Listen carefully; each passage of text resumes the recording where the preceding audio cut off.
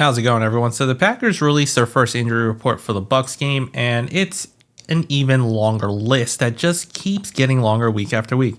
So some things to note before we get into the list is the Packers didn't actually have a full-fledged practice today, especially since they just played on Monday Night Football, and this was more of a walkthrough, but per the CBA agreements and all, they are still required to release an injury report.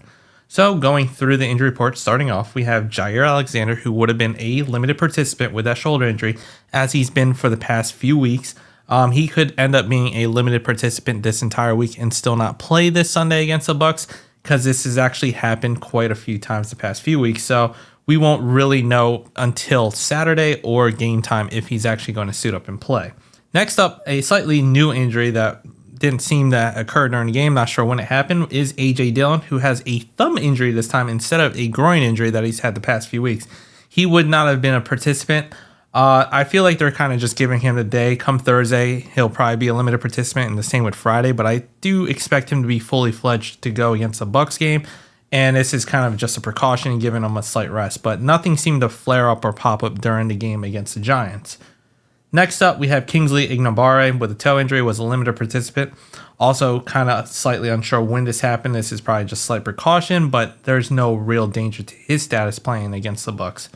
Next up, Elton Jenkins with the shoulder injury. He's had this injury the past few weeks, so nothing really new, and would have also been a limited participant. Next up, we have Aaron Jones, once again with that knee injury, that MCL sprain, would have been a limited participant today. He's probably going to be a limited participant this entire week, and his game time status probably won't be known until Sunday. Now, I feel like he has a high chance of actually playing this game against the Bucs.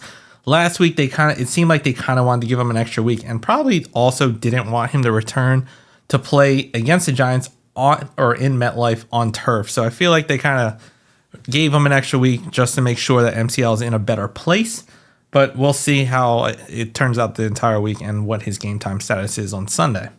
Next up, Keyshawn Nixon had a quadricep injury. It was also going to be a limited participant. There's no real information about his quadricep injury. I don't think there's any fear that he won't be able to be good to go on Sunday. Next up, Jonathan Owens with that knee injury again. Limited participant. He'll probably be a limited participant for most, if not all, this week, but there's no danger to his status for the game on Sunday. Next, Jayden Reed has an ankle injury officially. There were fears that he suffered a concussion and he could be in concussion protocol, but based off this, they're just listing him with an ankle injury, so that's very good to see that he is not concussed. And based off how he's kind of been going this entire week and this year, like he had a chest injury the past couple of weeks, he's probably going to be good to go this Sunday. Next up, we have Darnell Savage, who has a shoulder injury, did not participate. His status is a little bit unknown. Now, he did play against the Giants, even though he popped up on the injury report. I don't think there is a high chance he's going to miss the game against the Bucs, but of course, this is something we'll pretty much monitor, especially since he's been very injury prone this year. Then TJ Slayton, also with a quadricep injury, a limited participant. No real fear that he'll miss the game against the Bucs. Then Eric Stokes, hamstring injury, was a full participant, or would have been a full participant. They did just release Kai Blue Kelly yesterday, so there's a theory, and it's probably going to happen, that they're making some roster space so Eric Stokes can be activated at the end of the week. When asked Matt LaFleur about his status, if they're going to activate him, he pretty much said that they're going to give him the entire week before they make a decision. But it's trending in the direction that Eric Stokes is going to be activated off IR and join the 53-man roster. Next up, we have Quay Walker with that shoulder injury. He did not participate today, and this is one that we're going to monitor because he did not play against the Bucs, and he was pretty sorely missed. We did stop Saquon Barkley for a bit of the game, but then, of course, DeVito just ran all over us and just took the yards. And they had over 200 yards rushing, so we didn't really stop the run game in any capacity. We just contained Saquon for a little bit, but he was obviously missed. Then, getting towards the end of this list, second to last, Christian Watson with a hamstring injury. Didn't participate. He's probably, based off the history with that hamstring, he's probably not going to participate this entire week. I'd be a little bit shocked if he did, even though they did state that that hamstring is not as bad as the first time. But still, the way his hamstring injuries have been going, I don't really see him participating at all this week, and kind of don't expect him to be ready to play against the Bucs. Then lastly, Dontavian Wicks with the ankle injury. They're looking like it's called a high ankle sprain. He didn't participate today. there is a good likelihood that he won't participate at all this entire week as well, and he might not suit up against the Bucs. But we'll see how the week progresses, but he's kind of trending towards not playing this Sunday as of right now. Now, looking over on the Tampa Bay Bucs side, they also had a walkthrough and not a full-fledged practice, just like the Packers. So on their injury list because they're required to do it, Carlton Davis has a groin injury that wouldn't have participated today. Jamel Dean with an ankle-foot injury would have been a limited participant.